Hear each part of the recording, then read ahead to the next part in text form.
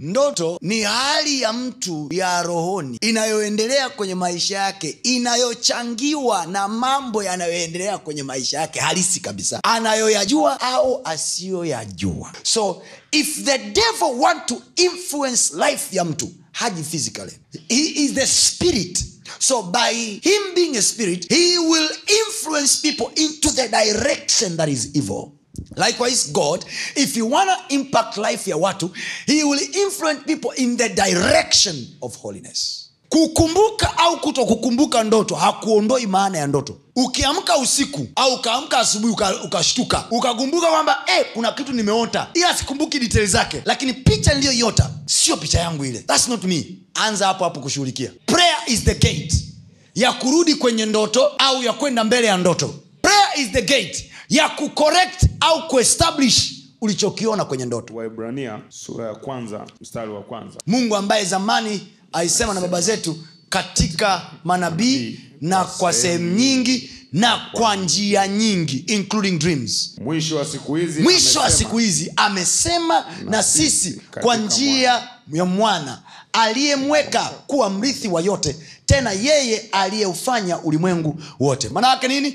Neno la Mungu ni moja, ni Yesu Kristo. Kwa hiyo kila anachokitaka Yesu Kristo pekee ndio kinatakiwa kiwe neno la Mungu kwenye maisha yako. Kwa hiyo ukiangalia ulichokiota, alafu kaangalia mambo yaliyozunguka kwenye ndoto yako, haijalishi ni mabaya kiasi gani au mazuri kiasi gani, you measure them by Christ. Angalia Yesu alichokisema juu yako, and then you measure all that you saw in the dream. You claim what you are ndani ya Kristo, kwa sababu that's the place ambayo shetani hana access pekee. Ndio maana aliyeokoka anaitwa ameokoka, ameokolewa. Kwa maana yake ambaye hayuko ndani ya Kristo hana wokovu, amekwisha kuhukumiwa. So ndoto ni judgment. So kosa mnaolifanya nyinyi ni kutafuta sana tafsiri za ndoto kuliko kuelewa position. Position of the dream matters more than the interpretation of the dream. Farao anaota ndoto, na ndoto aliyoota zinatokea ndoto hizi mbili. Yusufu anakuja anampa tafsiri, anambia mimi ndoto ya Farao ni moja, kwa ni jambo moja limetamkwa mara mbili. Kwa maana hiki kitu kimekuwa established kwenye ulimwengu wa roho, wameshasema hii ni go ahead. So sometimes things are happening in your life. God is trying to give you signals so that you can wake up and deal with it.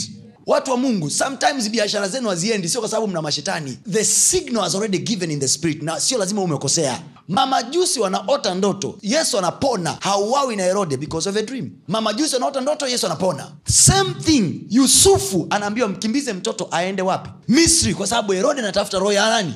Ya mtoto. Anapata instruction ya kwenda kushughulikia Misri, kumficha mtoto. Uhai wa Yesu unatunzwa udogoni, hajafa. Kwa sababu ya nini? Ndoto. You think